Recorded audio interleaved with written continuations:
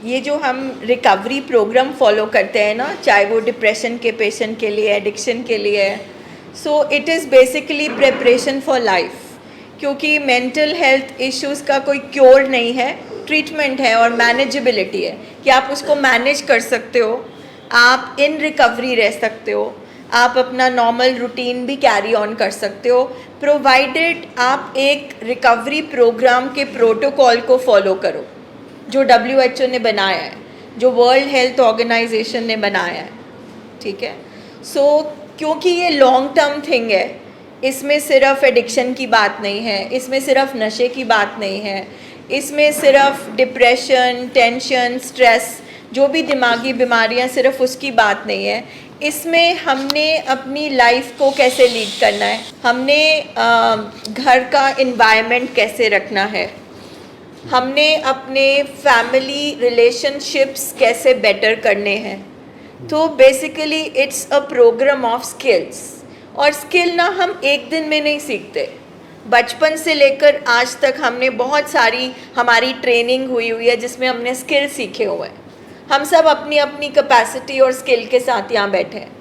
जैसे रिश्ते कैसे निभाने होते हैं, हम सबका अलग अलग तरीका है ना। हमने कुछ अपने पेरेंट्स से सीखा, कुछ हमने एनवायरनमेंट से सीखा, तो बहुत सारी चीज़ें हमारे अंदर होती हैं। That means in nutshell हम एक दिन में नहीं बनते।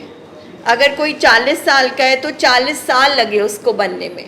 उसमें उसके जीन्स हैं, उसका घर का माहौल है, पेरेंट्स हैं, ब्रिंगिंग अप है, आपके फ्रेंड्स कैसे थे, आपके साथ लाइफ में सर्कमस्टांसेस कैसे थे, क्या आपके साथ कोई हादसा तो नहीं हुआ, कोई ट्रॉमा तो नहीं था, ठीक है। तो वो सारी चीज़ें जब कहीं पर भी जब अनहेल्दी रह जाती है, मतलब हमारी कमज़ोरियाँ बन जाती हैं, कुछ भी चीज़ होता है, उसकी वजह से हम हॉस्पिटल पहुंचते हैं। मतलब हम सब जो यहाँ पर बैठे हैं, हम अनहेल्दी फैमिली से हैं। व्हेन वी से अनहेल्दी, इसका मतलब ये बिल्कुल नहीं है कि हम गंदी फैमिली से हैं। अनहेल्दी मीन्स हमारे घरों में, हमारे रिश्तों में, हमारे बिलीफ सिस्टम में जो भी हम वर्ल्ड स्किल यूज़ करते हैं ज़िंदगी के, वो कहीं ना कहीं काम नहीं आ रहे, वो हमें और हमारी ज़िंदगी में हमें नुकसान पहुंचा रहे हैं। और उन सारी चीज़ों पे काम करना इस प्रोग्राम में सीखते हैं। दैट मीन्स अगर आज मैं 50 इयर्स की हूँ तो 50 साल से जो भी मेरा कैरेक्टर फ्लॉ बन चुका है, जो मुझे आज ज़िंदगी में नुकसान पहुंचा रहा है, मेरा कैरेक्टर हो सकता है उसमें मेरी ईगो हो, मेरा रिजेंटमेंट हो, मेरे अंदर ट्रॉमा हो, कुछ भी हो, दैट मीन्स वो प्रोसेस नहीं हुआ या फिर वो मेरे काम नहीं आ रहा, तो मुझे अपने माइंड को रीट्रेन करना पड़ेगा। मुझे अपने माइंड की सॉफ्टवेयर की रीप्रोग्रामिंग करनी पड़ेगी। मगर उससे पहले हार्डवेयर इम्पोर्टेंट है ना। हम सब जानते हैं हार्डवेयर क्या है। जैसे एक टेप रिकॉर्डर है, अगर टेप रिकॉर्डर ख़राब हो जाएगा तो आप उसमें कैसेट प्ले नहीं कर सकते, तो सबसे पहले वो टेप रिकॉर्डर ठीक होगा। अच्छा, मान लीजिए टेप रिकॉर्डर ठीक हो गया, मगर आपके पास कोई कैसेट ही नहीं है उसमें चलाने को, तो उस टेप रिकॉर्डर का कोई यूज़ नहीं है। सो ये एक ऐसा प्रोग्राम है, एक ये ऐसा ट्रीटमेंट है जो हार्डवेयर और सॉफ्टवेयर दोनों का इलाज करता है। और दोनों का इलाज जब तक नहीं होगा हम रिकवरी में नहीं जा सकते। अगर हमें सब्सटेंस पे डिपेंडेंस है, सब्सटेंस यूज डिसऑर्डर है, हम अगर किसी भी नशीली वस्तु का इस्तेमाल करते हैं, अल्कोहल, कैनबीज, ड्रग्स, एनीथिंग, वो सब एक लक्षण है, वो बीमारी नहीं है, वो लक्षण है। सो जब तक हमारा सॉफ्टवेयर अपडेट नहीं होगा हम नशा नहीं छोड़ पाएंगे। जब तक हमारा माइंड ट्रेनिंग नहीं होएगी, दवाइयों से केमिकल ठीक नहीं होंगे, तब तक हमें यही सोच आती रहेगी कि मुझे भूख नहीं लग रही है, मुझे नींद नहीं आती, तब तक हमें ये हेल्थ एंजाइटी रहेगी, ठीक है। क्योंकि हमारी जो ज़िंदगी का कमांडर है, जो हमारे शरीर को और ज़िंदगी को चलाता है, वो हमारा दिमाग है। अनफॉर्चुनेटली हम पार्लर्स जाते हैं, जिम्स जाते हैं, अपने बॉडी का ध्यान रखते हैं, नहाते हैं, बट ये जो बेचारा सारा काम करता है दिमाग, इसका कोई भी नहीं सोचता. Nobody talks of mental well-being. बहुत सारे लोगों को तो लगता है दिल सारे काम करता है, जबकि दिल सिर्फ वैलेंटाइंस डे में यूज़ होता है, जो कार्ड्स पे बना होता है, या फिर जब मूवीज़ आती हैं तो वो दिल दिखाते हैं कि दिल धक धक कर रहा है. दिल का क्या काम है वैसे? हाँ, दिल क्या काम करता है? दिल कुछ नहीं सोचता. जब हमारा ब्रेकअप होता है तो हमारा हार्ट ब्रेक नहीं होता, नहीं तो हम ख़त्म हो जाएंगे. ठीक है, हार्ट सिर्फ पंप करता है ब्लड को, बाकी के शरीर में वो ब्लड सप्लाई करता है. ठीक है, तो सारा कुछ यहाँ पर है. हमारा मन, हमारी मत, हमारी सोचें, हमारी हरकतें यहाँ से निकलती हैं. हमारा पास्ट, प्रेजेंट, फ्यूचर, हमें जो एंजाइटी होती है, हमारा जो ब्रेन है इट्स लाइक अ कंप्यूटर. बचपन से लेकर आज तक जो कुछ हुआ है वो यहाँ रिकॉर्डेड है. हमारा कॉन्शियस ब्रेन है, हमारा सब कॉन्शियस ब्रेन है, हमारा अनकॉन्शियस ब्रेन है. So it's a very complex thing कि आज तक पूरे दिमाग की खोज नहीं हो पाई है.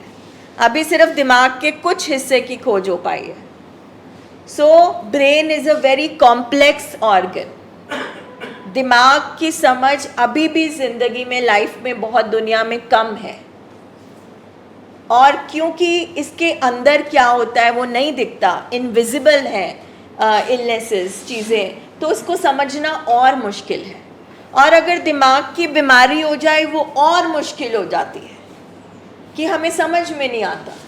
ना हमारा पेशेंट नॉर्मल रहता है और एट द सेम टाइम वो पागल नहीं होता, मगर उसके कुछ ऐसे बिहेवियर्स हो जाते हैं, उसके कुछ ऐसे एक्शंस हो जाते हैं कि उनसे उसकी लाइफ को और उसके आसपास जो फैमिली मेम्बर्स हैं उनका नुकसान हो रहा होता है.